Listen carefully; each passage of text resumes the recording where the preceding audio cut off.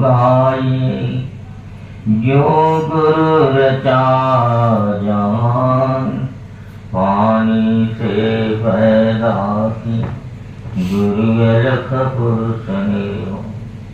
अलख पुरुष निर्वाणी, उनको लखे न को, उनको तो आई लखे, जो वही घर का। सारी सुनाओ। भगवत प्रेमी संतों, जो भी जीव प्राणी मनुष्य योनि में आया, वो सभी को पता है कि परमात्मा है। अच्छा, परमात्मा ही जीवन का आधार है, जीवन को चलाता है, रखता है। सारा कर्म परमात्मा के पास होता है।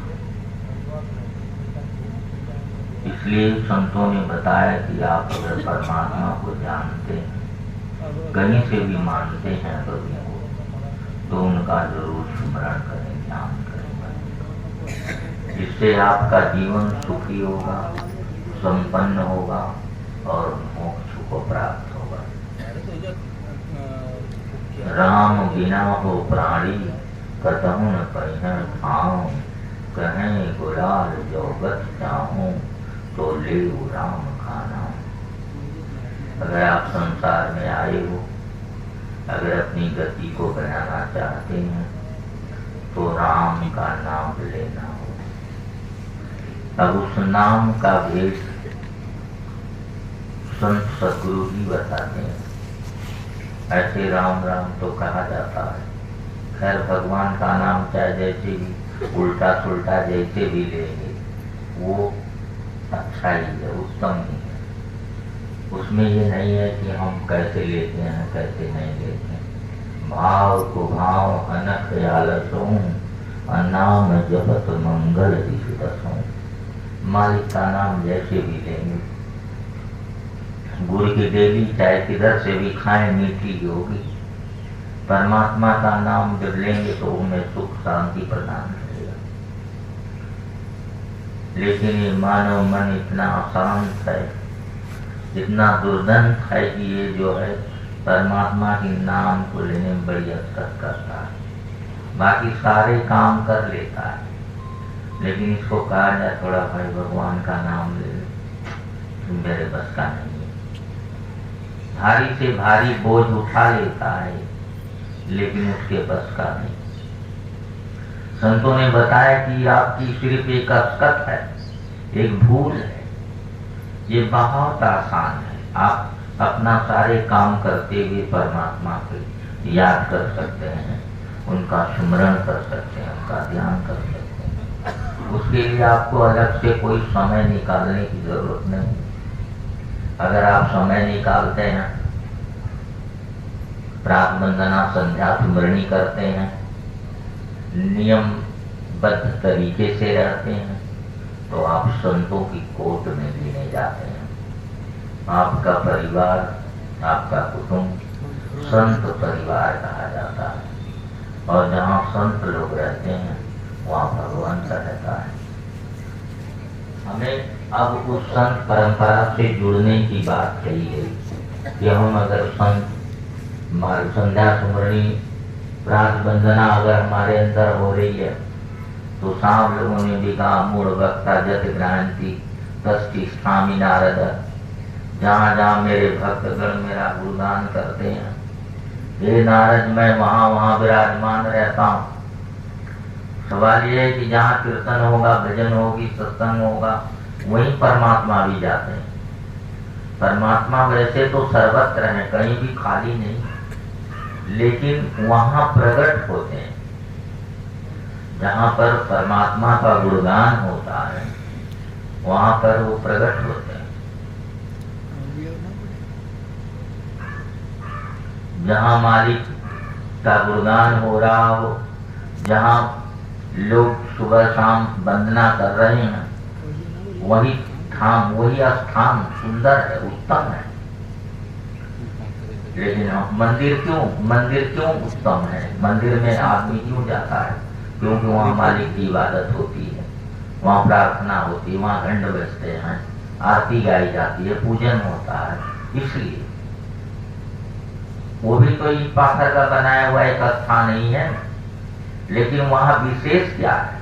विशेष है कि वहां सुबह शाम आरती पूजन होता है, इसलिए।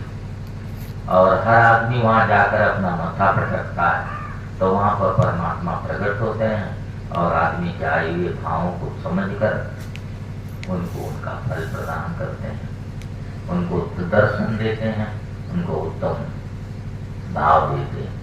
इसलिए हम यही कहेंगे, जितना समय हम संसार में लगाए उसका मोल आप देख लीजिए, और जितना समय आपने मालिक में दिया है उसका मोल देख लीजिए। आदमी जीवन में कुछ नहीं किया, एक दिन वो कहा कि हे भगवान, हमारा ये काम हो जाएगा तो आपका नाम कर कीर्तन करवाऊंगा, बस इतना ही कहा, और उसका काम हो गया। तो आप जीवन भर मेहनत किए तो नहीं हुआ, और भगवान के नाम पर एक बार कर दिए तो पूरा हो गया। अगर आप भगवान में लग जाएंगे तब आपकी क्या गति हो, ये बात समझने की। और मनुष्य करता क्या है? ज्यादातर यही करता है, चलो यार मालिक को मन्नत मान देते हैं, घंट बांध रहे, पुआरी बाबा, रे ब्रह्मा, मौनी बाबा, हमारे काम हो जाए तो या कथा खाई ये कथा हम पहले से कराएं तो हमारा जीवन कैसा होगा, लेकिन हम ऐसा नहीं कर पाते। यही असकत है, इसलिए साहब लोगों ने बताया कि इस असकत को तोड़ो। असकत बहुत महंगी चीज है, बड़ी महंगी मोल में बिकती है। आदमी पड़ा रहता है, चला दिन कुछ काम रहा, चल जाए बाद में, तब ये पता लगा कि बारिश आ गई, सब बीत गया। अगर उसी समय हम लग गए होते तो काम हमारा हो गया होता। तो असकत हमारे हर काम को बिगाड़ती है, और भगवान की भजन में असकत अगर हो तो हम तो बिगड़े ही है। उसमें सुधरने की कोई नवैयत नहीं, कोई दशा नहीं। इसलिए साहब लोगों ने कहा कि भैया कुछ करो या मत करो यार, लेकिन भगवान का नाम जरूर लो, चाहे जैसे लो, भाव कुभाव या नखयालतों, नाम जपत मंगल सिद्धतों। भाव कुभाव जैसे भी हो, मालिक का नाम लो। या नाम में इतना बड़ा रस तो है ही कि तुम्हारे करवाहट को मिठास में बदल देगा, तुम्हारे दुख को सुख में बदल देगा, तुम्हारे अशांति को शांति में बदल देगा, तुम्हारे बद्ध जीवन को मुक्त जीवन बना देगा। ये तो है परमात्मा का। और परमात्मा क्या करते हैं? आते हैं आपके घर, झाड़ू मार लगाते हैं ना। परमात्मा आपकी बिगड़ी को बना देते हैं, लेकिन परमात्मा का नाम लेने में हमको असकत नहीं करनी चाहिए। हम असकत करते हैं, बार बार करते हैं, हम लोग भी करते हैं। सुबह उठना है, 5 मिनट बाद, और 5 मिनट के बाद 5 मिनट गए तो बोले 1 घंटा चला गया, तो सपना दिखाई देने लगा, मीडिया गई, देखे तो बहुत लेट हो गया। असकत यही करती है, हमारे समय को बिगाड़ती है।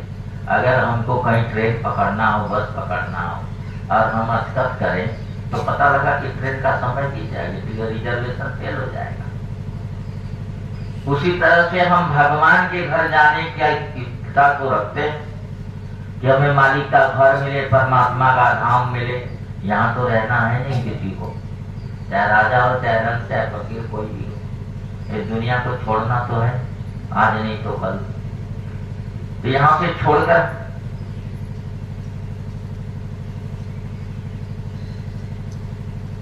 हम यहाँ से छोड़कर जाएंगे कहाँ? यहाँ से छोड़कर हमको मालिक का घर ही तो है। तो जिस घर हमको जाना है उस घर को हमको याद करने में क्या अंतर है? हमेशा हमें उस मालिक की याद बनाए रखना चाहिए।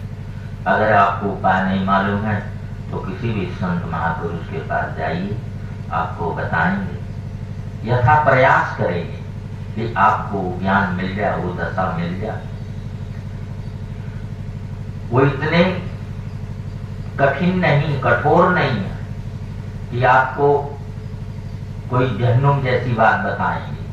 आपको बिल्कुल जन्नत आनंद की बात बताएंगे, आपकी उम्र अवस्था के अनुसार बताएंगे कि आप जैसे वृद्ध हो गया आदमी, तन कांप रहे हैं, तो उनको कहेंगे भैया बस यही तो बेर तो राम राम कहेंगे।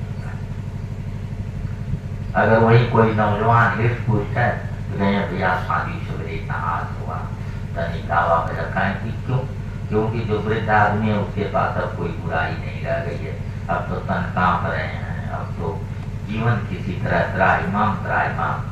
जो नए लोग हैं उनके अंदर उछल कूद है, बड़ा कुछ दुर्दंत है, कहीं हत्या भी कर सकते हैं, क्रोध आ जाए उनको तो किसी का जान भी ले सकते हैं। तो इसलिए उनके काम को, क्रोध को, लोभ को, मोह को शांत करने के लिए वो थोड़ी उपाय बता देते हैं, थोड़ा जप करो, थोड़ा तप करो, थोड़ा तीर्थ करो, थोड़ा व्रत करो, थोड़ा उपास करो।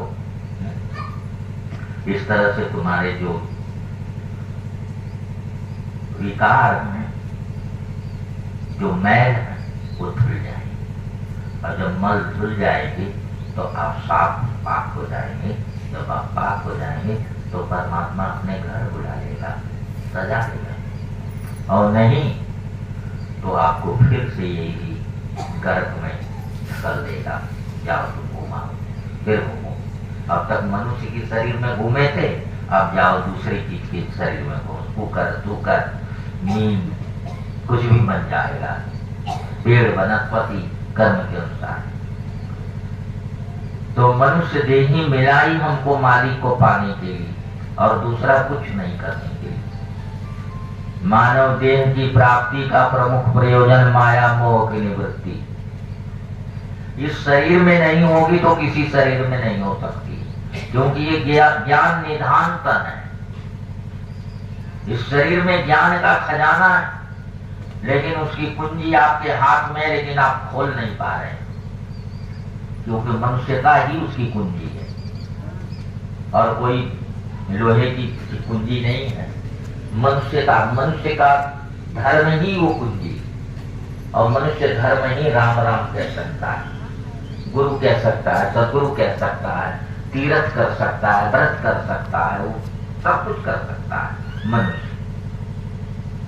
इसलिए मैं आपसे ये कहूंगा कि आप उस परमात्मा के बारे में सुनते तो जरूर हैं, लेकिन सुनिए ही मत, करिए। करने से काम बनेगा, सुनने से आपका काम नहीं बनेगा। इधर से सुने, इधर निकाल दिए। संत ने तो बता दिया कि भाई शुद्ध रहो, पवित्र रहो। अब शुद्ध रहो, पवित्र रहो, ये सुन लिया, तो इससे शुद्ध और पवित्र तो होंगे नहीं। शुद्ध और पवित्र जब होंगे जब हम शुद्धता और पवित्रता का कर्म करेंगे, वो तो हो नहीं पाएगा। कहेंगे बाबा हमारी, हम लोगों का ऐसा जगह जन्म हो गया है ना कि वहां ये संभव नहीं है। कहें दुनिया में ऐसी कोई जगह नहीं है जहां भगवान न हो। मनुष्य में ही भगवान नहीं है, जीव जंतु चराचर जगत सब में परमात्मा है। ऐसा नहीं कि कोई देह परमात्मा से परे है, किसी देह में परमात्मा नहीं है, ऐसा नहीं है। सब देही चराचर 84 लाख जीव प्राणी के अंदर सब में परमात्मा बोल रहा है। चौथे चार खानी है जेते, अब सब घट ब्रह्म बोलता देते। घटी नहीं कहूँ हाल जोरा, चार कहानी चार।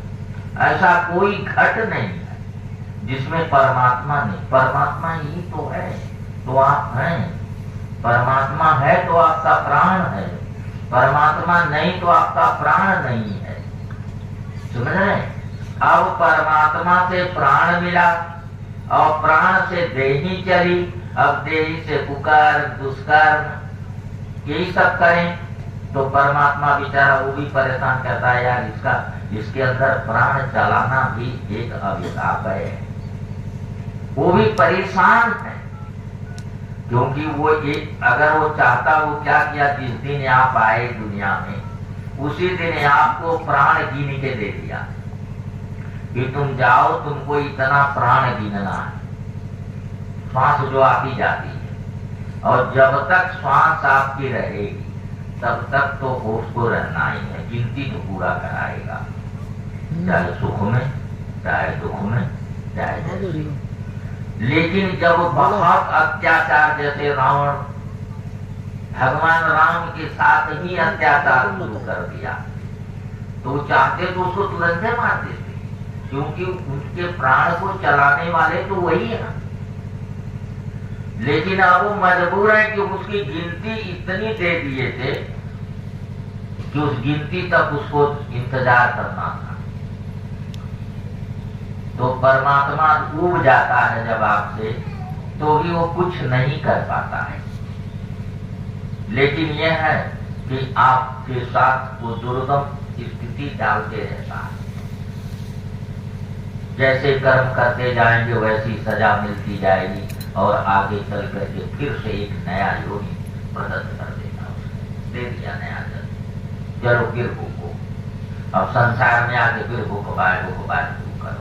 अब तक मनुष्य होकर के भूख पाए, है भैया इना कैला, भैया उना कैला, मनुष्य की देही में आके किए, कहना था राम राम, करना था राम राम, ये तो किया नहीं, भैया हाई न केला होना होना।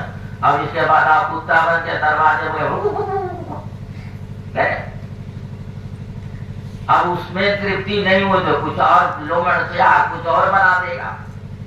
अरे उसके हाथ में कला है, आज नहीं सुधरोगे, कल नहीं सुधरोगे, कभी तो सुधरोगे।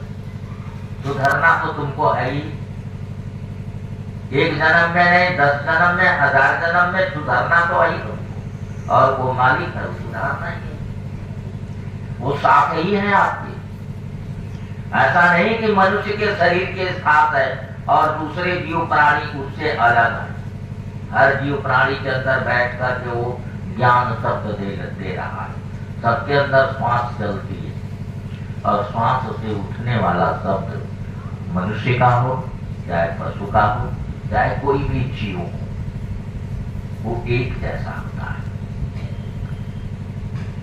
चाहे हिंदुस्तान का आदमी हो, चाहे देश दुनिया के अगले कोने का हो, उसके अंदर भी श्वास से उठने वाला शब्द एक ही है। श्वास लेते हैं तो सो हम होता है, छोड़ते हैं तो। अब जाएंगे अंग्रेजों के पास तो वो भी श्वास लेंगे तो सो हम ही होगा, उनके अंदर दूसरा श्वास नहीं होगा। श्वास जितनी लंबी आपकी है उतनी लंबी उनकी है, और श्वास पर जीवन होता है। अब जैसे पशु हैं तो उनकी उम्र 20 वर्ष की है, तो उनकी श्वास दूसरे तरह होती है।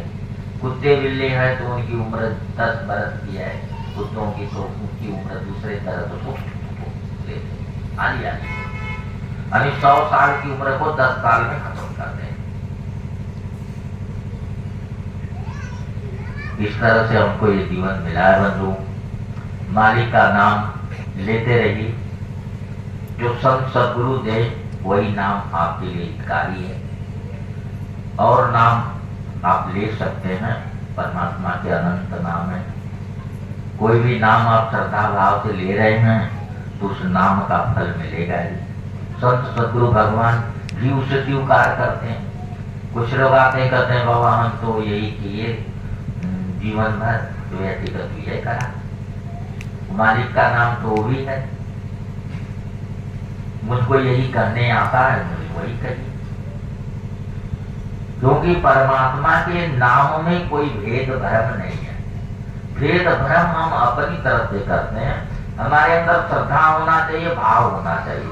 अगर श्रद्धा और भाव है तो हमें नाम लेने की भी जरूरत नहीं है, भगवान हमारे सामने खड़ा है। श्रद्धा और भाव होना चाहिए। और श्रद्धा भाव नहीं, हम नाम जपे जा रहे हैं, उसका कोई मतलब नहीं। राम नाम जपना बड़ा हमारे करते हैं, कोई मतलब नहीं। ध्यान दीजिए। तो हम यही कहेंगे कि आप लोग इस संसार में आए हैं, मनुष्य शरीर में आए तो चाहे जहां भी हो, दुख हो सुख हो कुछ भी हो, मालिक से आप प्रेम बनाइए। दुख में प्रेम बनाइए, सुख में तो ऐसे भी प्रेम हो जाता है, लेकिन दुख में जरूर मालिक को याद कीजिए, और दुख में ही मनुष्य याद करता भी है। दुख में सुमरण सब करे, सुख में करे ना कोई, और जो सुख में सुमरण करे दुख आए को। दुख में तो हे राम सभी लोग कह लेते हैं, लेकिन कहेंगे सुख में भी हे राम कहना चाहिए। मैं इतना ही कहूँगा, प्रेम से बोली सदगुरु भगवान की जय। ये संसार का जीवन है बंधु, सदगुरु ने जो बताया वो बहुत बढ़िया बात बताई, उसे हमको सीखना होगा, जानना होगा। जैसे जैसे हम संसार में अपने जीवन को छोड़ते जा रहे हैं, तो अगला कदम हमारा आगे बढ़ते जा रहा है। एक रास्ते को हम चलते तो एक एक कदम कम होता है, उसी तरह ये जीवन भी हमारा एक एक श्वास घटता जा रहा है। एक दिन इसकी मृत्यु हमारे सर आ जाएगी, हमारे घर आ जाएगी और शरीर छूट जाएगा। तो क्यों ना हम अपने शरीर को छूटने से पहले प्रभु के नाम में अपने जीवन को लगा दें, यही मैं कहूँगा। प्रेम से बोली सदगुरु भगवान की जय। साहिब सतनाम, साहिब सतनाम।